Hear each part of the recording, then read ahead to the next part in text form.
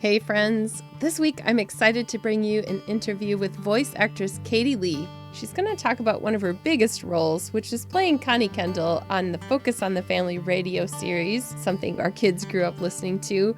We also talk about what it's like to be in Hollywood and to live as a believer in that environment. Katie talks about the benefits and the challenges of that. She also talks about her life repurpose story.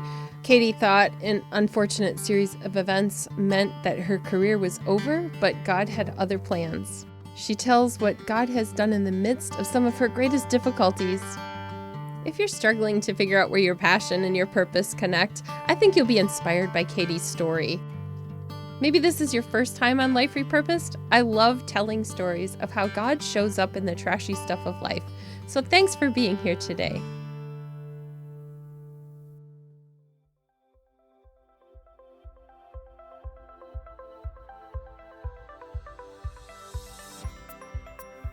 You're listening to Life Repurposed, where you'll find practical biblical wisdom for everyday living, creative inspiration, and helpful resources.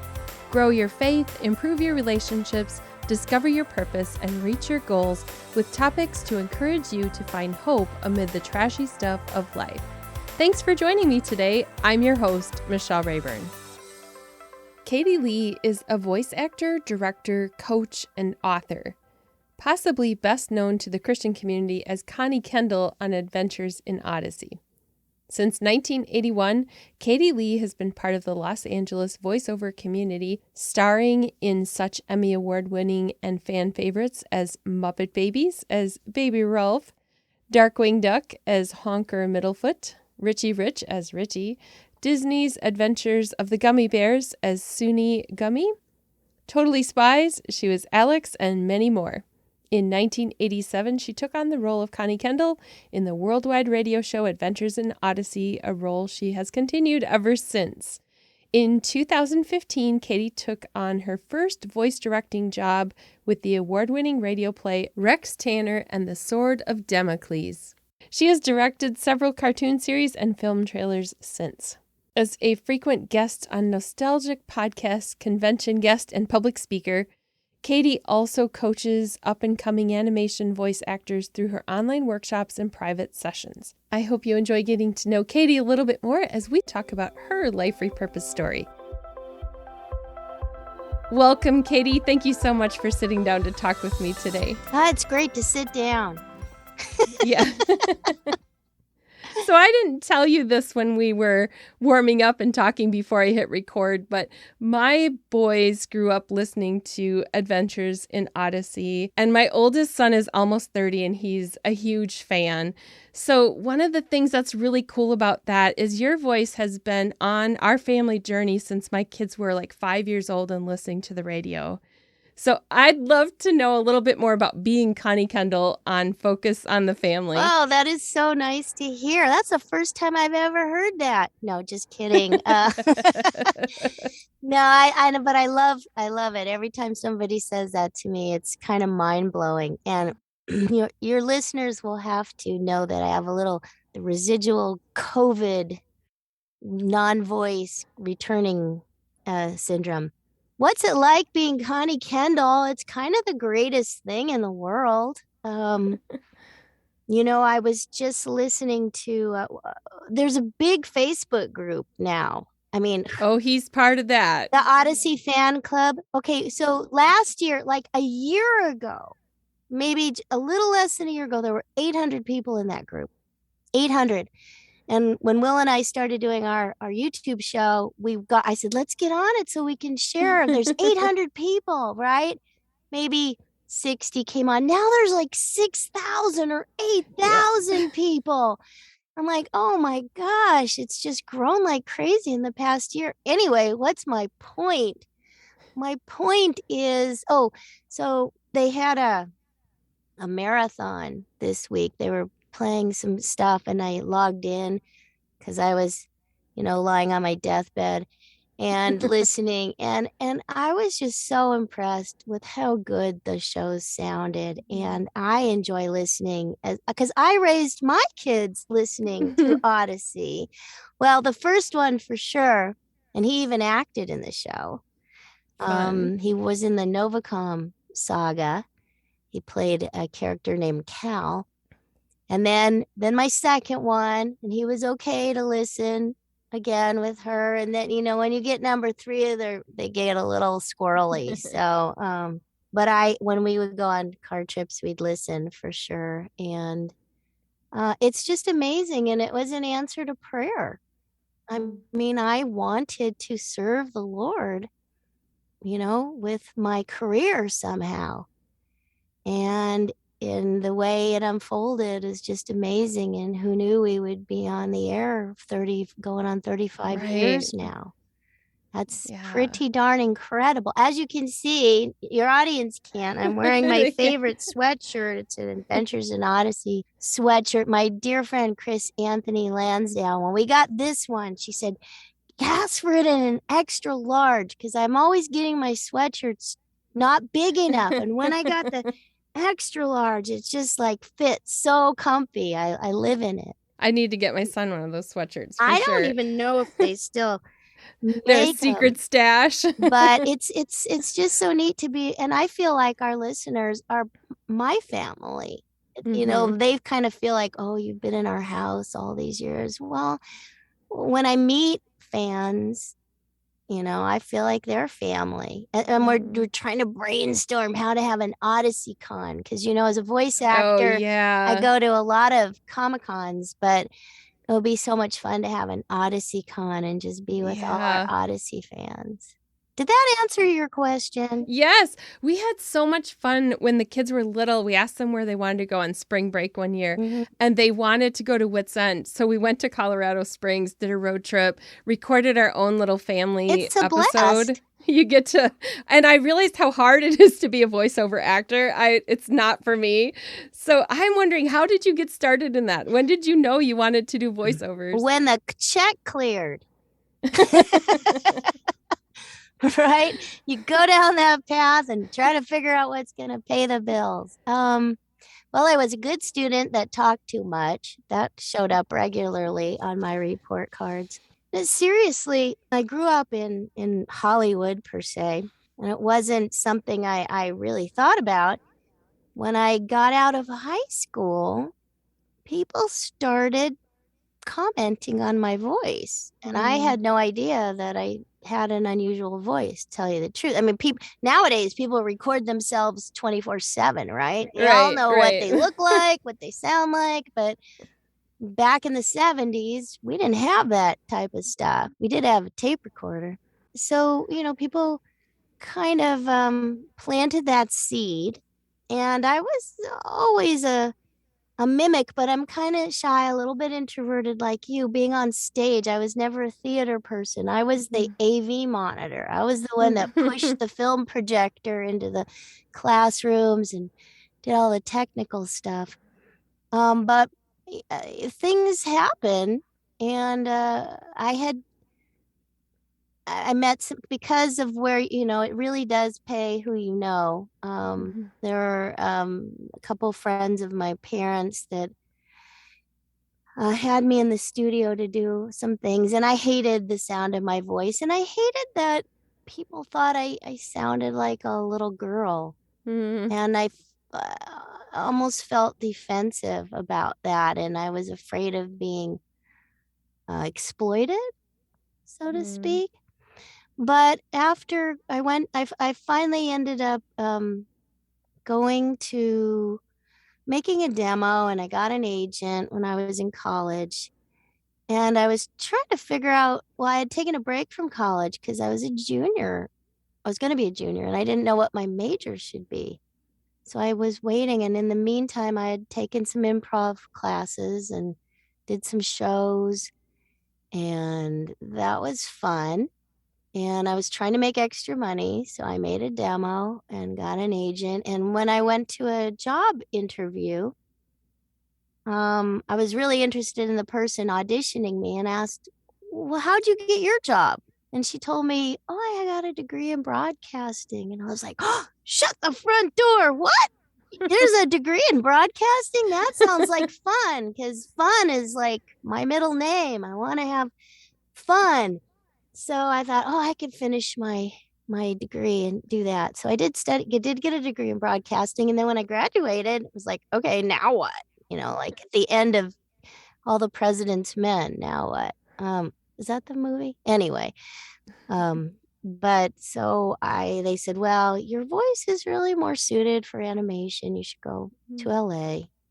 I was living in San Francisco. I really liked it there. And I grew up in LA and I thought, I don't want to go home. But I didn't know what else. I thought, well, I'll give it a shot. I'll give it a couple years. Went down to LA, was in the right place at the right time, and just learned on the job, really. And the rest is history. I'm super thankful. Super thankful. Did you grow up in a family of faith? I grew up in a family that went to church. My father actually attended seminary for a while. And I'm not sure how much he was really interested in it or just avoiding the Korean War. But he did do that. And I grew up Episcopalian, but most of my family is Jewish. So I have sort of a mixed heritage. But we did grow up in church, and I always went to church, even when I kind of, wasn't living an exemplary life, so to speak. I'd still go to church on Sunday morning, even when I was like crazy. I remember living in San Francisco and I found this Episcopal church. I don't know how long it took me to go there. And it was I don't know if you know this, there's a black saint named Saint Cyprian. So there's church was named after. Mm-hmm. And the church was mainly black, but I went there and like the first time I showed up, they said, "Would you like to help with Sunday school?" I'm like, "Oh, okay." So I mean, I've always been connected, but I really didn't become a born again believer until I was like 25, I guess. Yeah. And that's when I really took stock of my life and my purpose and how do I want to proceed. And, back then the church was kind of rough. I think we're a lot more gracious now. We're a little dogmatic, and there's a right way to be a Christian and a wrong way. And I threw out a bunch of my record albums and, didn't, and I worked. I actually worked. I was working in a lot of cartoons at the time. One of them being Dungeons and Dragons that the church was like, "Wow!" Oh, yeah, I remember that when I was in college. Oh my word, am I supposed to quit my career? Am I doing the work of the devil? Is there, Care Bears is witchcraft? And I don't know, and so I was afraid to talk about my job. It took me like 20 years to tell people I was really an actress. And in the church, I didn't want to say what I was doing because I was afraid of being judged. And when I go to work, you didn't really want to talk too much about being a Christian, although I did like this really goofy thing and carried my Bible everywhere. So, it's kind of obvious. I thought maybe that'll keep the bad spirits away. I don't know, but yeah, I wondered what it was like being a Christian in Hollywood, whether it was more challenging or whether it was an easier place to. I don't think the world has changed. And people ask me that. A lot of parents will write to me, because a lot of families listen to Odyssey and now, we've badly influenced their children to want to be voice actors, apparently. And they'll say, I'm afraid of my kid going to Hollywood. Nowadays, you don't even have to, but. Mm-hmm.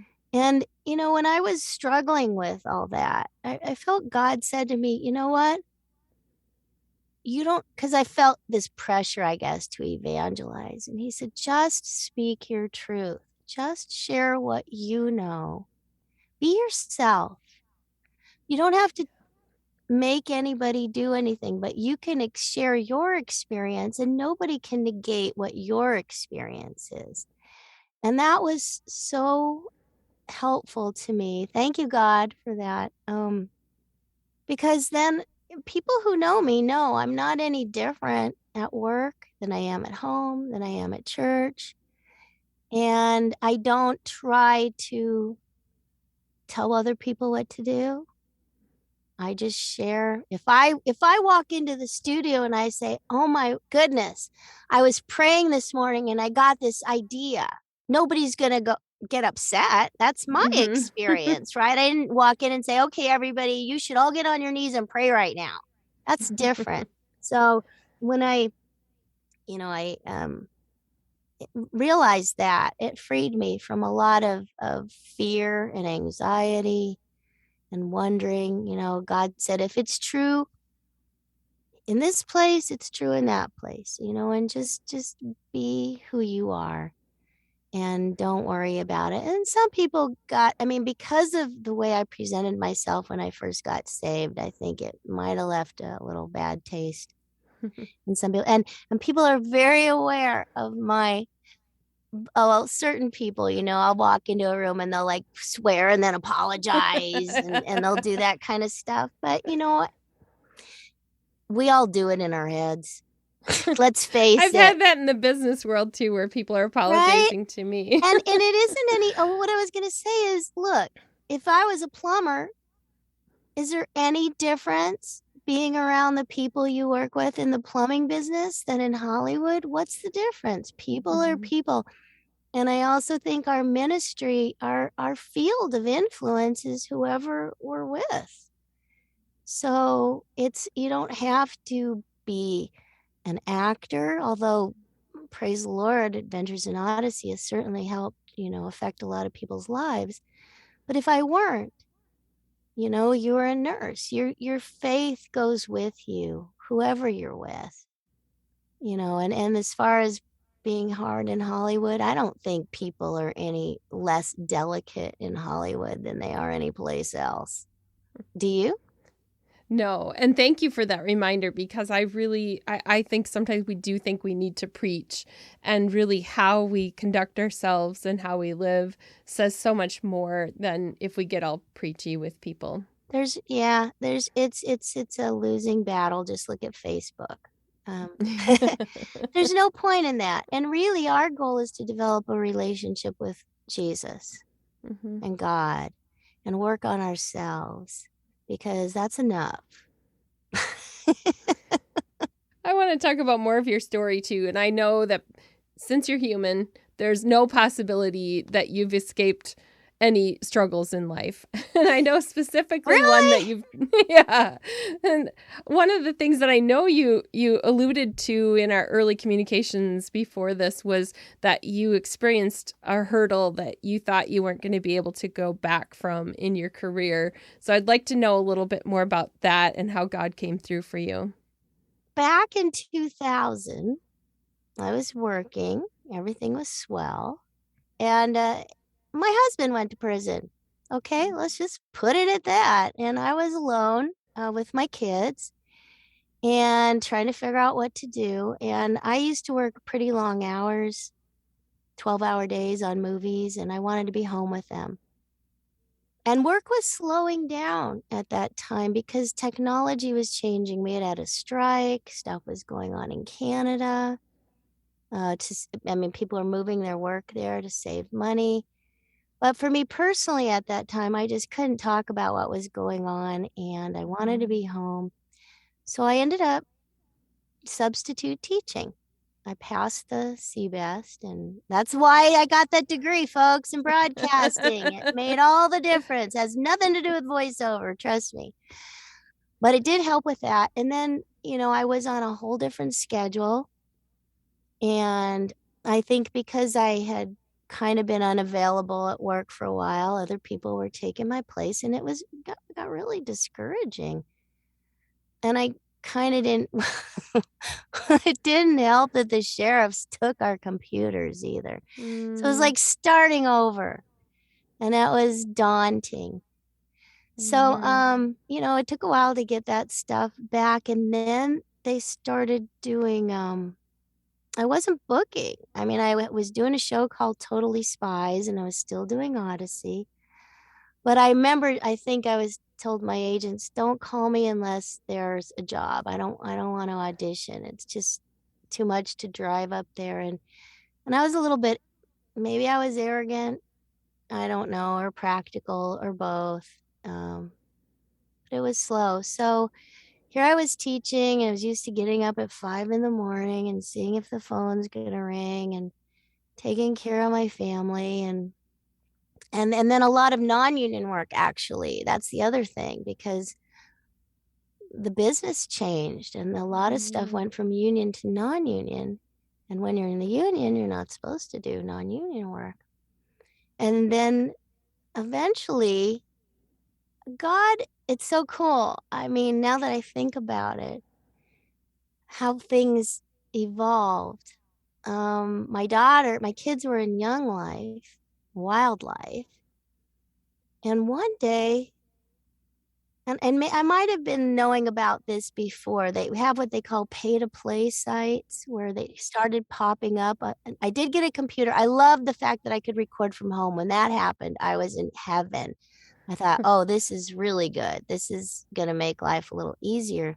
But so much stuff was non-union, so I had to make a decision of, if I was going to do that kind of work or not. And I really wrestled because, the Bible says, let your yes be yes and your no be no. And when you join the union, you say you're not going to do anything else. There is a legal way to get around that, which eventually I did because I felt it was necessary. Anyway, so they're in Young Life, and one day my daughter's leaders come over, and there's a girl named Lisa Biggs. I don't know if people know her. She was one of my daughter's Young Life leaders, and she's also in voiceover. And she opened my eyes to a whole other world of business out there, that people were working all over the country, not in Hollywood, with their microphones, making a living. And I really thank her for that. She, conferences and people I met through her. And she knew Odyssey and she knew my work, so she was kind of a fan. And then the pay to play, my husband, actually, my second husband, we weren't married at the time, but he encouraged me to start auditioning. And just having somebody say they wanted to hire me could make me cry. Because I'd sort of lost my identity. I like I said, I had two identities. One was work and one was home. Yeah.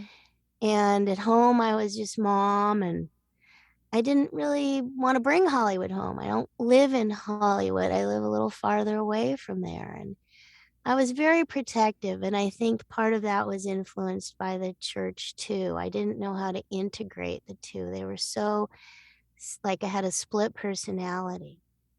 When I started doing some auditions and getting some work and learning how to use my computer, it hit me, you know what, this is really who I am.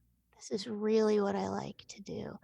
I found joy in teaching, and I learned how to teach, which helps me now that I'm a voiceover coach. So it all works together for good. Praise the Lord. He did that. And, without my faith, I don't think I could have gotten through that period of time anyway, just trusting God. And it's amazing how he says he'll restore the years that the locusts have eaten. And I feel so thankful for that, because it's almost like it didn't happen. That was like 10 years of my life before I got back into doing this full time like I do. And if you live long enough and you've done enough work years ago, you become a celebrity. And now I have these conventions to go to, and I meet people who grew up on my work. But you don't know at the time that you're doing it, just like, you told me you used to be a nurse. You don't know what seeds were planted or who you helped, if they're kids. I mean, a lot of the people I meet are in their 30s or 40s now who say, oh, yeah, I watched these shows and it made such a difference and you were such a role model. I'm like, wow, that's great. When they were 7, they couldn't tell you that. Now they can. Right. So, I'm just thankful to still be alive and get to reap the benefits of that, right? And that was one of the big things that I had to overcome. And I'm thankful to God that he got me through that. This episode is brought to you by the book and Bible study called The Repurposed and Upcycled Life: When God Turns Trash to Treasure. Are there experiences you'd rather toss in the dumpster? Discover the repurposed and upcycled life. This Christian living and humor book and accompanying Bible study will help you see how some of your greatest disappointments, mistakes, and hurts can be beautiful treasures from God. Move forward with new purpose even in the midst of the trashy stuff of life. The workbook includes small group discussion, Bible study, doodles to color, and optional at-home applications each week. This is a study for busy women with easy prep for leaders and very little homework for participants. This simple format is welcome for busy women who are looking for deeper relationships with one another without the burden of extra homework. You'll find more about the best-selling book, The Repurposed and Upcycled Life: When God Turns Trash to Treasure, at michellerayburn.com.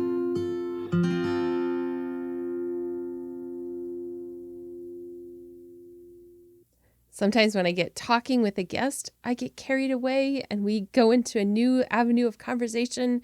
And after we recorded our session, Katie messaged me to say, there's a rest of the story. There's a comeback story here. So I want to just interject here a little bit with that. Katie said that once she started learning how to grow her own business and taking more animation gigs and working from home, more jobs started to come her way. And she learned how to use modern social media techniques. She built her own home studio and she expanded her business to include coaching, going to conventions, and doing public speaking. And so I just want you to know that there is it's not really a happily ever after because we all know challenges come our way. But I do want you to know that after Katie went through that really difficult season, God took her in a new direction and brought back her career in unexpected ways. All right, let's continue with the chat that I had with Katie. When you're a voice actor, people don't know as much about what's going on in your life as they do. It seems like Hollywood actors in films, their public life is very public on social media. And yet, like the kids at home listening to you have no idea what's going on in your life, and you have no idea how much you're blessing them. So there have been many times in our life when my boys were little where our family was going through something difficult. For example, a big move and a career change that took my kids out of their hometown and away to a new town. They processed that through the stories in Adventures in Odyssey. Wow. And, they listened to those stories, and because they saw those, they decided our family could also be like the Barkley family and we would be fine. So all these things that God is working out together, little pieces that we don't even know where those paths cross. It's so amazing. And I can see, your audience can't see you, but I know it makes you emotional telling me that. And if you go on that Facebook group, you hear stories of how this helped me get through a crisis, or I was suicidal, or I didn't know. And these are my friends. I didn't have many friends, but the people in Odyssey are my friends. And it's kind of overwhelming to hear that. I know it is for Phil Lawler and me. We talk about it. I mean, he's the creator, he's the writer. Who knew? After 3 years, I remember saying to the producer, we're going to do another year? What? More? How long are we going to do this? I mean, I just read the scripts. That's all I do. The people who are writing these have seriously, are inspired. And it means a lot to a lot of people. They try to connect with so many relevant situations. And, some of the shows are goofy and some are historical, but so many of the topics really hit home for parents and children. And like Phil always says, some parents just send their kids to go listen, but he'll say, why aren't you listening with your kid and hear what they're hearing?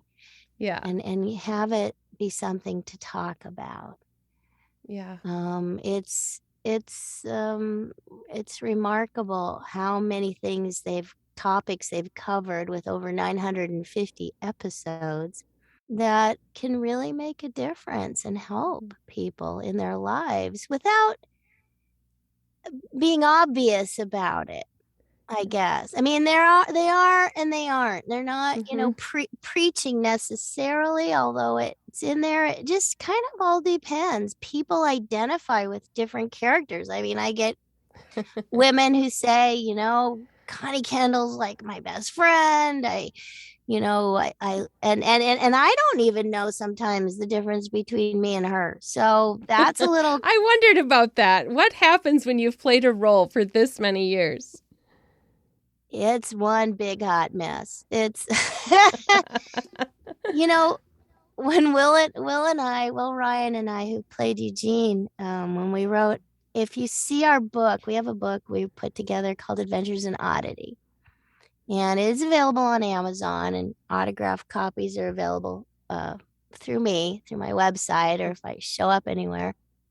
And I found a picture. I mean, when you talk about what God has done, Will and I were friends. We worked on a show called Dumbo Circus together, the Disney Channel. We did stuff before that. We were buddies, and I thought I wanted to do commercial work.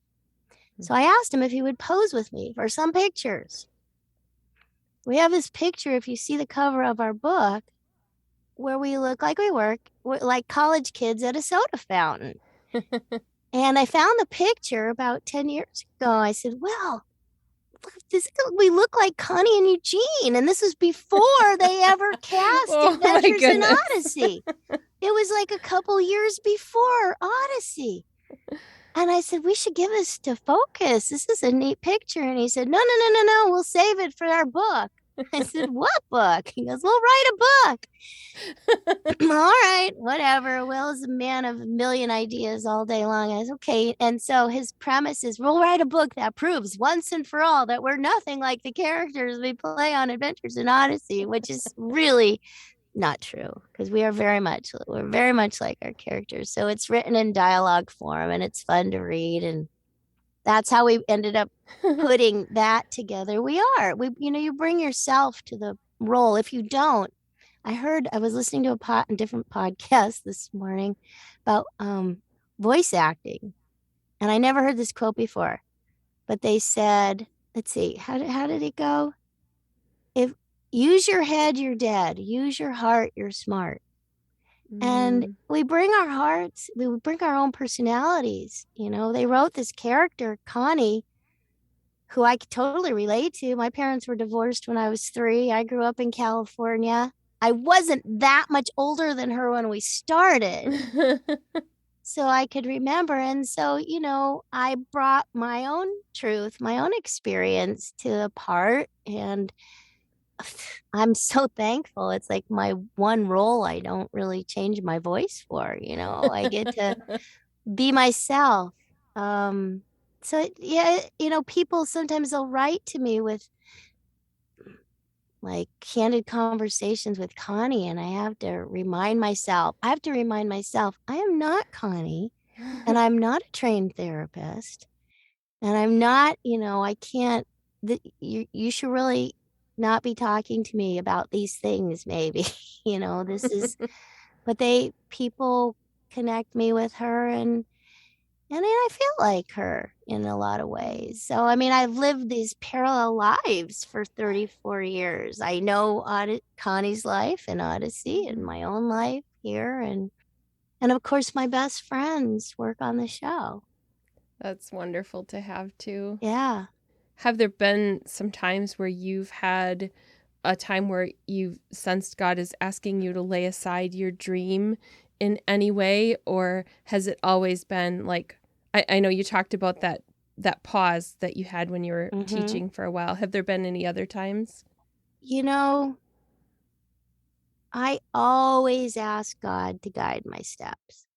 So, I think one of my favorite verses, Nehemiah, the joy of the Lord is my strength, not my work, not my, who I am, who I know. what my kids do. No, it comes from God. And if I feel like I'm in his will, I'm actually pretty content. But this funny story about Odyssey is I told you that was after I was in the church and wanting to serve in ministry. And I got rejected from the drama club at the church because they felt I hadn't been a Christian long enough. I'm like, I have a SAG card. What is the matter with you people?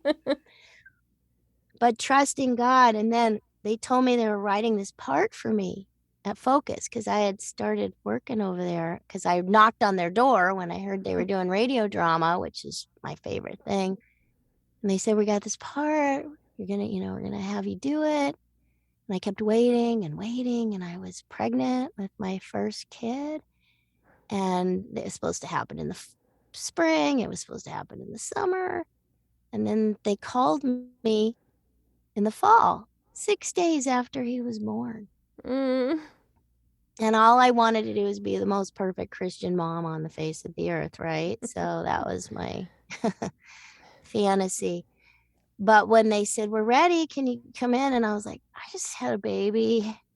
No, I can't. And I actually said, you're going to have to find somebody else. And that was like, I felt like Abraham sacrificing that was, I thought this is more important, and they're ready to record and I'm not. And I let it go, and it was so sad. I was happy to have, my baby, but and then about 6 weeks later, they called me and they said, are you ready now? Wow. I was like, you gotta be kidding me. Wow. What am I gonna say now? I'm like, well, can I bring my baby? And that kind of caught them off guard. And they said, well, this is Focus on the Family, I guess. So I'm like, well, I'm nursing and you guys are an hour away. And so I started. My first Connie Comes to Town was with my baby in his little carrier seat, sitting in, having somebody watch him while we were in the studio. I'm thinking about the listener out there who has a dream, who has sensed God saying, you are uniquely gifted for this. And I wonder, what do you say to that person who is facing some sort of sacrifice where they feel as if they have to set aside their dream? What do you say to that person in that moment? I think, I'm sure it depends on the circumstances. But I always believe that, that we hear this all the time. God doesn't necessarily say no when he's saying not yet. And, and I think it is a trial to find the joy in whatever task you have at hand.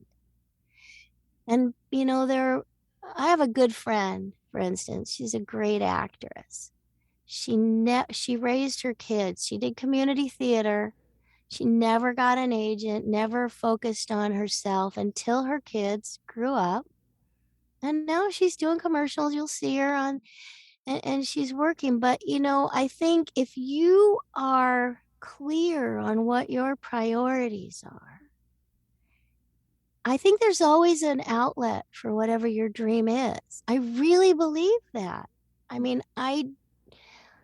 Like I said, I didn't go into this profession to be famous. I came into it to have a paycheck and have fun. So we all have to do things sometimes to make a living. But God is so faithful. I'm sure if somebody out there feels like, oh, you don't know what I have to give up. No, I don't. But there are so many stories. Let's call them resurrection stories of careers and lives. And, I had to give up a lot of stuff at one point, a lot of stuff. And I just kept my eyes on God. You have to. You can't look at your circumstances. Our God is so amazing. And as you get older, you might be really young who's listening to this. There's so much more to life than what you know. And I think when you get older, you see it. I mean, I met a pilot with, cerebral palsy, an airplane pilot who, got his license, there's so many things that can be overcome that may not seem real dark at the moment. And the other thing is Phil Lawler always says life is story. Talks about story arcs. That's his favorite thing to talk about. Shout out to you, Phil. But he'll say, in like a story is usually like the law of nature, I guess. And we all get these valleys. That's not the end of the story. And then you get the valley and the mountaintop, and you're just in the process to get up. So don't stop what you're doing. Don't lose your dream just with short-sightedness. Sometimes things are just temporary. I always tell people in your 30s and 40s, it isn't too late to figure out what you want to be when you grow up. Oh, heck no. No. I mean, I know so many people. I know so many people in my business who started their careers after their kids are grown. And like, here's a good example. Let's say they were a nurse, okay? And now they decided they really want to do voiceover. Well, you know what? That's a specialty kind of voiceover, medical narration. That's a skill you can apply to that. If you're home, I remember, because I live in a kind of nice part of town, when our kids were born and I would go to the Mommy and Me group, like there were like 3 lawyers in the group and, this and that, but it's all, you can have it all, but not necessarily all at the same time. That's what I learned when I was younger. You know what? You can't do it all at the same time. Well, that's so true. Maybe you can do it badly. Yeah. But wherever you are at any moment, and it's so hard, but just try to give your full attention. And, then the time will come for this other thing to happen. Kids grow up really fast. I left my dream home to move closer to my kids' school, and which was really dumb because it was only went up to 8th grade. And then they were out of that school. And here I was, I sold a house because I wanted to be close. I have a daughter who's a type 1 diabetic. I have another child who was adopted from Romania when he was 5. And they both sort of had special needs. And I was trying to make life easier, I guess.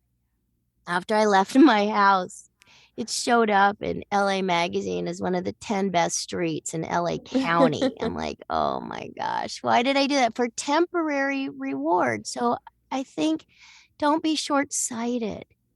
What you see in front of you is so just the tip of the iceberg. You aren't really giving up your dream. You're just maybe putting it aside for now, and see what you can do that keep your skills up. Yes. Volunteer. There isn't anything at a school that can't use somebody who's good at something, right? It's so true. I was library mom. I got to read out loud to the kids until they didn't want me there anymore. I love your story because you've shared so many things that dovetail really well with the life repurposed. Just thinking about how God takes difficult circumstances, sends us in different directions. And I know I want to save your voice because that's how you make your living. So I'm not going to make you talk for much longer here. But I know that you like to speak and you talk about how your goals and your identity and all of that can intersect with unusual circumstances and finding that sweet spot there. So I know that Katie is looking for opportunities to speak. Also, you have a YouTube show that I've only caught a couple of episodes of, but tell us the name of that. I'll tell you later. No, that actually is the name of the show. It is the name of the show. Yeah. And we started it based on all on that book. And then, we recorded Adventures in Oddity. And then we added 58 pages of a bonus chapter. And we have an audio version of the book, but then we did a video. My husband said it would be fun to watch you and Will read your bonus chapter. And then COVID came and we were like, oh, you know what? Why don't we let's do YouTube? And we had so much fun. So here's another cuckoo thing, right? So they were both insistent on doing this YouTube show. And I was like, okay, whatever. And then, so they're coming over to do the show. They go, we gotta get ready to do this show. I'm like, we don't even have a name for this show. How are we supposed to introduce this show? We haven't even come up. What are we supposed to say? Welcome to our show. Welcome to, we'll tell you later. And anyway, that's how we got the name of the show. Tell you later. So it actually was apropos because most voice actors, I think we have ADHD, and so we get distracted and change it. So we don't finish a lot of thoughts. So our motto I found is that entertaining. where you learn so much about so little, and vice versa.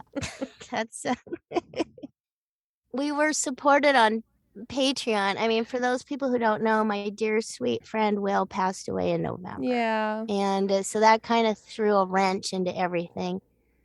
But we're still doing the show. Anyway, we have supporters on Patreon. So we started a couple other shows just for the patrons.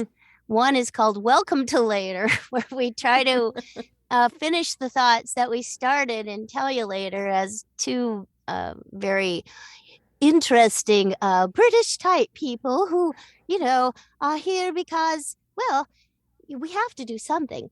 And so we're trying to be of service.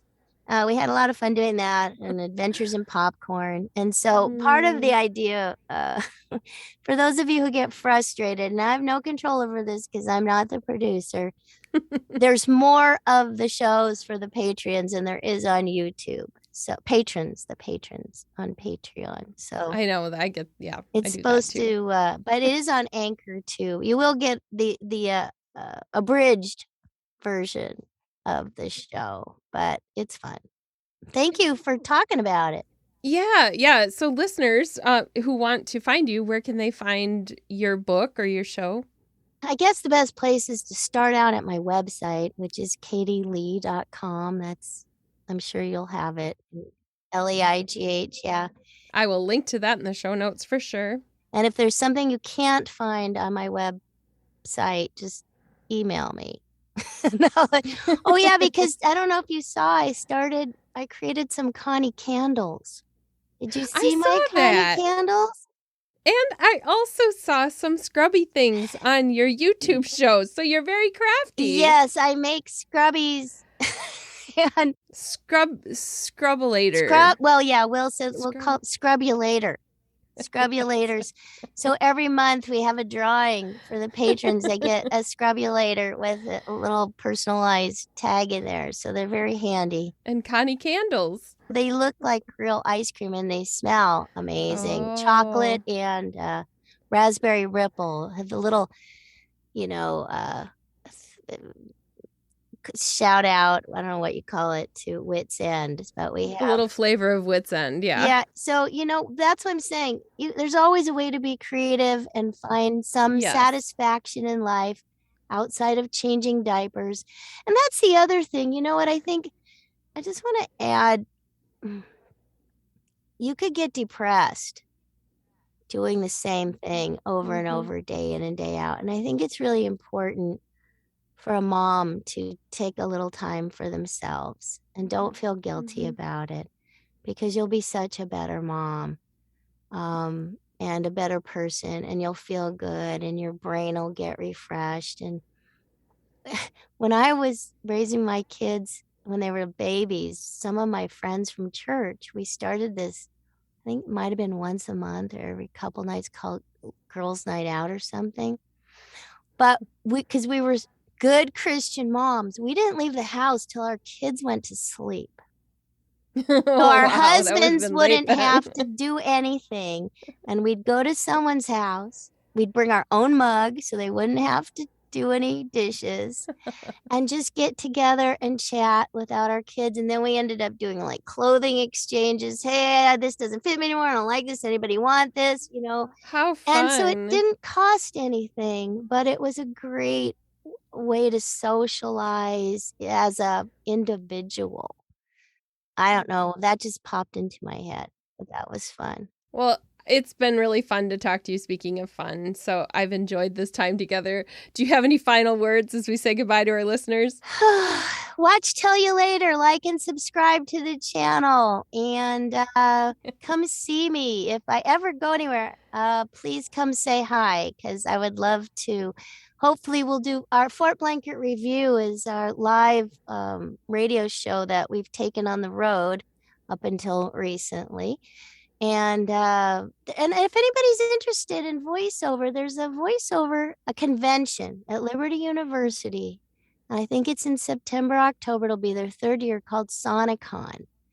And I'll probably be there. And I do teach. Oh, I do coaching too. So Oh, yes, that's right. You do. voice coaching. Don't ask me for life advice. Yeah, no life coaching. Well, thanks, Katie. Thanks for sharing just a little bit of your story today and for encouraging my listeners. Thank you so much for having me. You are a bright, shining star. Oh, thank you. You've been listening to Life Repurposed with Michelle Rayburn. Check out tips, resources, and inspiration at michellerayburn.com to get the show notes for this episode. Each week, I share links to everything mentioned in the episode, graphics you can share, and guest quotes. I also invite you to join the Life Repurposed Facebook community for weekly conversation with others on the journey of discovering the repurposed life. Before you go, which friend needs to hear this episode? Share a link with a note to invite them to listen.